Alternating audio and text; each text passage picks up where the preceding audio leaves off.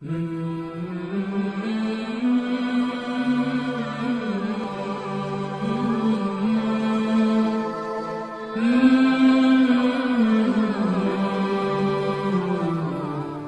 عليكم ورحمة الله تعالى وبركاته. وعليكم السلام ورحمة الله تعالى وبركاته. الحمد لله رب العالمين والصلاة والسلام على رسوله المبارك الكريم. أما بعد، قال النبي صلى الله عليه وسلم: الدين والنصيحة، وكما قال عليه الصلاة والسلام. நண்பர்களே, தோழர்களே,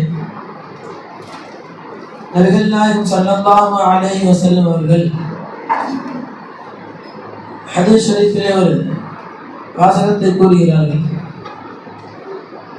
பின்னால் வரக்கூடிய சமுதாயத்தினருக்காக, பின்வரக்கூடிய நமக்காக நபிகள் நாயகம் ஸல்லல்லாஹு அலைஹி வஸல்லம் அவர்கள் உபதேசம் கேட்பதை பற்றி நபிகள் நாயகம் ஸல்லல்லாஹு அலைஹி வஸல்லம் அவர்கள் மிக லேசான, மிக ஆழமான ஒரு செய்தியை கூறுகிறார்கள். நபிகள் நாயகம் ஸல்லல்லாஹு அலைஹி வஸல்லம் அவர்கள் உபதேசம் கேளுங்கள், உங்களுக்கு எல்லா காரியம் வெற்றிப்படும் என்று கூறவில்லை.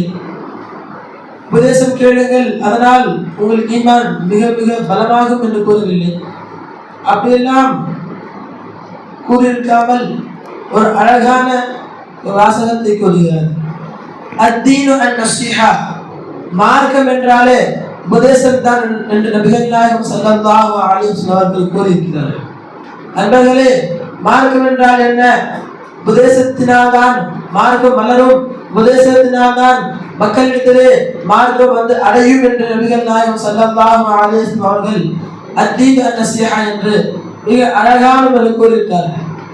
ஒரு காலத்திலே எல்லா சஹாபாக்கள் காலத்திலே எல்லா முஸ்லிமான முஃமினான ஆண்கள், பெண்கள், சிறுவர்கள் அனைவரும் மார்க்கத்தை தேடி சென்றார்கள். பல்லாயிரம் கிலோமீட்டர்கள் ஒரு ஹதீஸிற்காக தேடி அழைத்தார்கள். இஸ்லாத்தை கற்றுக்கொள்ள வேண்டும், முழுமையான முறையில் நபிகள் நாயகம் ஸல்லல்லாஹு அலைஹி வஸல்லம் தந்த இஸ்லாத்தை, இந்த மார்க்கத்தை கற்றுக்கொள்ள வேண்டும் என்று ஆசைப்பட்டார்கள்.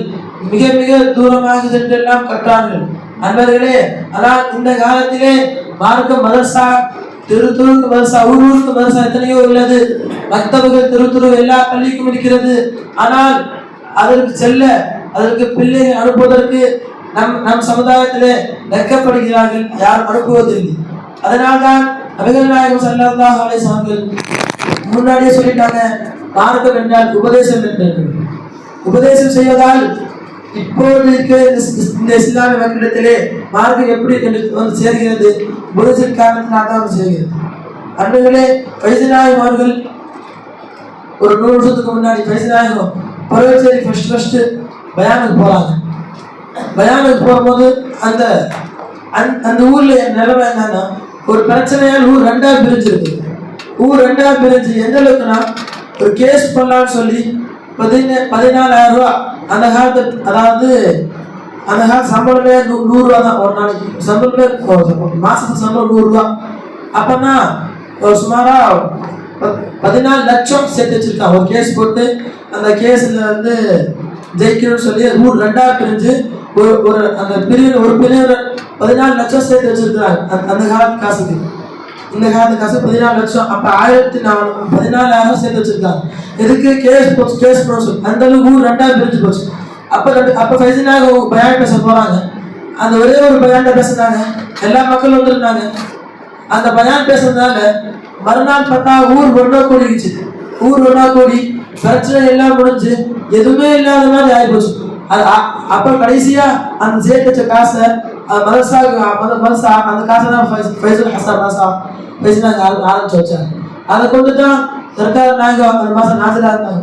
நண்பர்களே, என்ன தெரியுது? ஃபைஸுநாயகம் ஒரு பயான் பேசுறாங்க.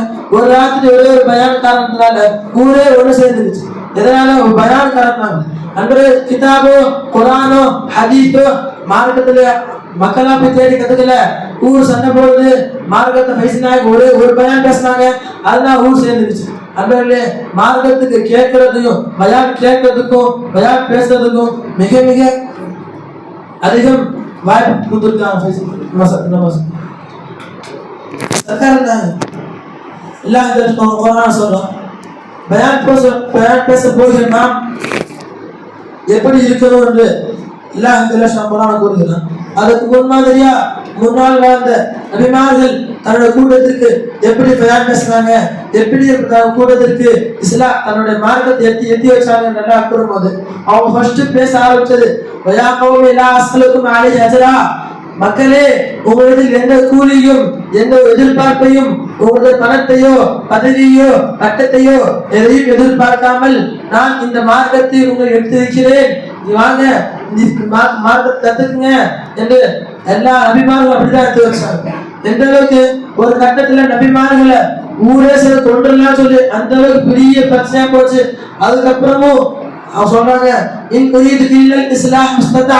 உங்களிடத்துல நல்லதான் நாடுறேன், எதையும் நான்ல என் கூலி அல்லாஹ் இடத்துல இருக்குது.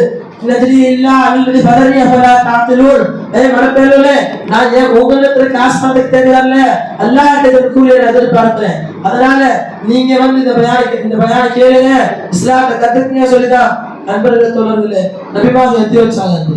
பயான் பேசும் போது எந்த உணர்வு பேசணும்? அப்படியே நான் உன்னிடத்துல உன்னை பத்தி பேச போறேன், இந்த மக்களுக்காக பேசல. ஒரு இமாம் பயான் பேச போறாங்கன்னா அந்த இமாம் என்ன யோசிப்பாரு? பொதுவாக யோசிப்பாரு, இமாம் நிர்வாகம் எப்போ இருக்குது, ஊர் மக்கள் எப்போ இருக்கிறாங்க, அந்த ஊர் மக்களுக்கு எது நல்லதோ அதை பேசணும். இப்ப இந்த காலத்துல எந்த அளவுக்கு மாறி போச்சுன்னா, செக்யூரிட்டி தாடி வைக்கல, கந்த போறாரு, இல்ல மது ஊத்திக்கிறாரு, இல்ல வந்து வட்டி வாங்குறாரு. அந்த அப்பனா வட்டி பத்தி பேசுறது இல்ல, கஞ்சா பத்தி பேசுறது இல்ல, மது போதை பத்தி பேசுறது இல்ல, ஹராம் ஹலால் பேசுறது இல்ல, வேற தலைப்பு பேச ஆரம்பிச்சாங்க. எந்த தலைப்பு பேசணுமோ, எந்த தலைப்பு அவங்க முக்கியமானதோ, எந்த தலைப்பு அவங்க தேவைப்படுமோ அதை பேச மாட்டாங்க. ஏன் நமக்கு காசு தர மாட்டாங்க, வேலையோட தூக்கிடுவாங்க, அந்த பயத்தை பேசுவாங்க. நண்பர்களே, நபிகள் நாயகம் ஸல்லல்லாஹு அலைஹி வஸல்லம் ஒவ்வொரு குதுபாலையும் பேச போறதுக்கு முன்னாடி என்ன சொல்லுவாங்க தெரியுமா? நபி, உன்னிடத்துல என்னுடைய இந்த மக்களுடைய மொத்த குடி ஓகையில இருக்கிறப்ப இவர்களிடத்துல எந்த மதிப்பையோ எந்த கண்ணியத்தையும் எதிர்பார்க்கிறப்பே உன்னிடத்தை எதிர்பார்க்கிறேன். ஆகவே நான் பேசக்கூடிய பேச்சு அந்த மக்களுக்கு விலகி அதன்படி அமல் செய்யக்கூடியதாக ஆக்கிறப்பே என்று நபிகள் நாயகம் ஸல்லல்லாஹு அலைஹி வஸல்லம் கூறிட்டு தான் நபிகள் நாயகம் பேச தொடங்குவார்கள். அன்பர்களே தோழர்களே, நாம பேச போறோம்னா ஒரு செய்தி வலிமார்கள் எல்லாம் பாத்தீங்கன்னா ஒரு செய்தி சொன்னா உடனே அந்த கேட்கிற எல்லா பொதுமக்களுக்கும் ஒரு அழுகை வரும், பயம் வரும், எதை பேசுறோம் அதை அமர்ஸ் ஆசை வரும். ஆனா பொதுமக்கள் என்ன பேசுறாங்களே அதை பத்தி ஏன் அப்ப வந்து ஒரு சிரிப்பாவோ ஒரு கலாட்டாவோ அப்படிதான் போயிட்டு தவிர ஒரு பொழுதுபோக்காக தான் போகுது. அது எந்த பிரயோஜனமும் மக்களுக்கு இல்லையே. ஏன் சர்க்கார் சொல்லி காமிச்சாங்க? அது ஏன்னா அன்பர்களே, அவங்க வந்து தான் குறிப்பெடுத்து வச்சுக்கிட்டு தான் பேசுவாங்க, அல்லாஹ் ருஜுவா மாட்டாங்க. ரப்பே, நான் பேசும் பேச்சு அவங்க விலகக்கூடிய ஆக்கிர பேர் அவங்க எதிர்பார்க்க மாட்டாங்க. அவங்க என்ன ஒரு மணி நேரம் பயான் பேசணும், அவ்வளவுதானே, ஏதாவது ஒரு கதை கட்டிக்கிட்டு அப்படி பேசுவாங்க.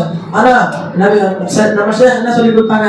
ஃபர்ஸ்ட் போய் பாரு, அவங்க அல்லாஹ் ஷுஹூத் ஒன்ல பாரு, ரப்பே இந்த மக்களுக்கு எது தேவையோ அதை நான் பேச வேண்டும், அதை கேட்டு நானும் அமல் செய்ய வேண்டும், பிறரும் அமல் செய்ய வேண்டும். அப்படி பேசா நீ ஆக்கிற பேர் சொல்லி அவங்க ஃபர்ஸ்ட் எல்லாம் ருஜுவாயிட்டு தான் போவாங்க. ஆகவே நம்ம எல்லா இடத்திலே பயான் பேச போவதற்கு முன்னாலும் சரி, பயான் கேட்டு நாமும் அவர் பேசும் இடத்திலும் கேட்கும் மக்களிடமும் சுகுசை பாக்கிய எல்லாம் தருவாங்க. ஆசிரியர் அஸ்ஸலாமு அலைக்கும்.